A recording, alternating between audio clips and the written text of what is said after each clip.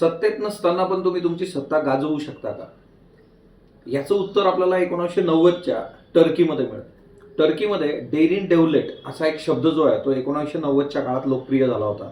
आता हे डेरिन डेव्हलेट काय असतं? डेरिन डेव्हलेट म्हणजे काय की 1990च्या काळात टर्कीमध्ये इंटेलिजन्स ऑफिसर्स असतील किंवा मिलिटरी ऑफिसर्स असतील, त्यांनी जे आहे त्यांचं एक नेक्सस बनवलं होतं आणि ते सरकारला पॅरलल काम करत होते आणि त्यांचा अजेंडा राबवत होते.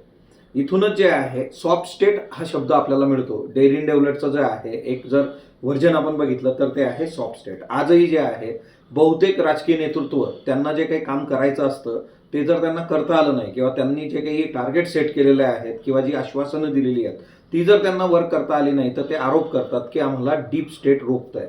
आता हे डीप स्टेट किंवा डेरिन डेव्हलेट काय प्रकरण आहे? डीप स्टेट म्हणजेच काय की असं एक नेक्सस असतं जे पॅरलली काम करत असतं बघा. याला स्टेट इन स्टेट आपण म्हणतो. या नेक्ससमध्ये कोण असू शकतं? तर या नेक्ससमध्ये जे आहे हाय लेवल ब्युरोक्रॅट्स असू शकतात, या नेक्ससमध्ये इंटेलिजन्स एजंट्स असू शकतात, या नेक्ससमध्ये जे आहे मिलिटरी ऑफिसर्स असू शकतात बघा.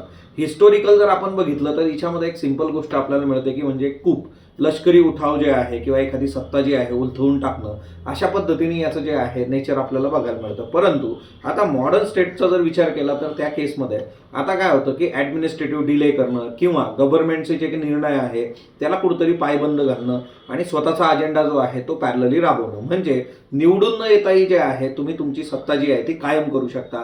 यालाच डीप स्टेट असं म्हटलं जातं. आता डीप स्टेट ही गोष्ट जी आहे की चांगली आहे की वाईट आहे हा एक डिबेट आहे बघा. बरीच लोक म्हणतात की ही डेंजरस आहे, पण काही तज्ज्ञांचं मत असं आहे की ज्यावेळेस गव्हर्नमेंट जे आहे तर ते प्रॉपरली कायदेशीर कॉन्स्टिट्युशनली काम करत नाही त्यावेळेस डीप स्टेटची गरज आपल्याला भासते किंवा हे एक स्टेट स्टॅबिलायझर म्हणून जे आहे तर ते काम करतं. सो डीप स्टेट जे आहे किंवा डेरिन डेव्हलेट जे आहे ते लक्षात ठेवा. येत्या काळामध्ये जे आहे PSR साठी महत्त्वाची कन्सेप्ट आहे. धन्यवाद.